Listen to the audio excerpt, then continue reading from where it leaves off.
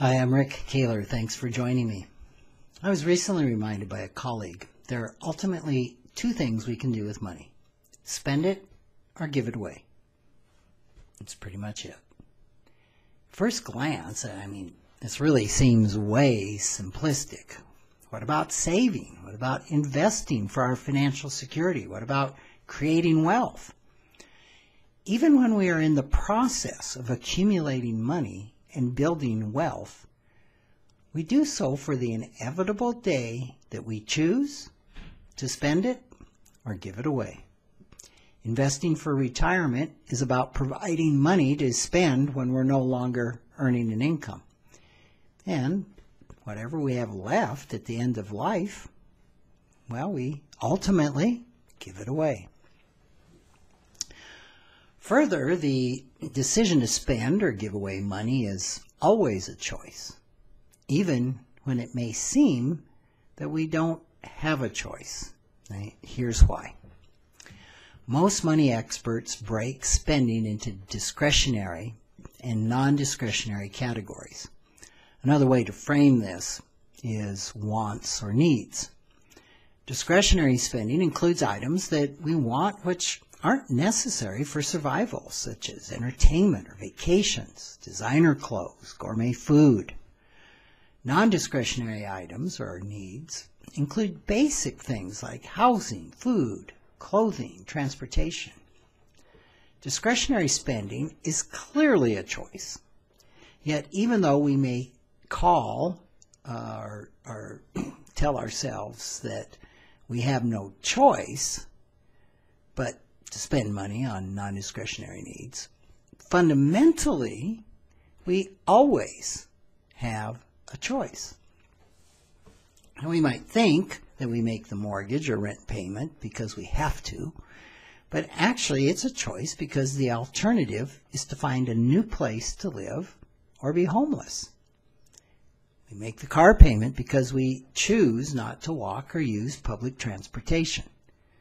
We may choose to work at a job that we dislike because it allows us to spend money on other choices we deem more important than job satisfaction.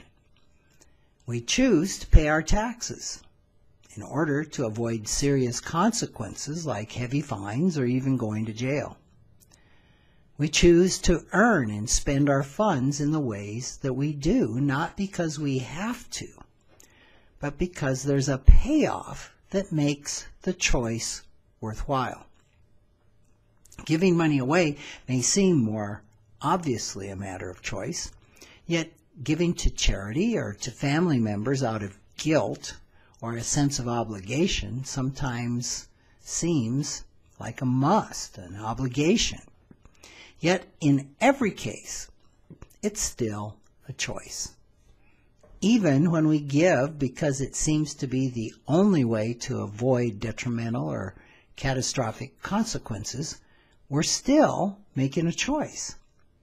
In some cases, choosing not to give, like to a child, for example, may result in some wonderfully rich life lessons or behavioral changes. The one time it seems that we really have no choice on whether we spend or give away our money is when we die. But even then, the choices about giving what we have left really are made in our lifetime. Those who don't do estate planning, they're choosing to let others decide how their money will be given away. And those decisions are going to be constrained by the provisions of their state's law. The bottom line is that when it comes to spending or giving money, we always have a choice. Ultimately, all of the money that we choose not to spend while we are alive is money we're choosing to give away after we die. When we view our spending and giving as a matter of choice, it may be easier to see the importance of making money choices thoughtfully and consciously.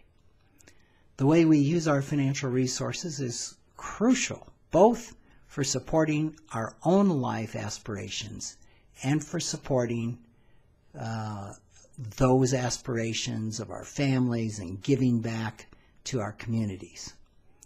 Choosing to spend consciously and give wisely is one more way that we can choose to live richer and more fulfilling lives.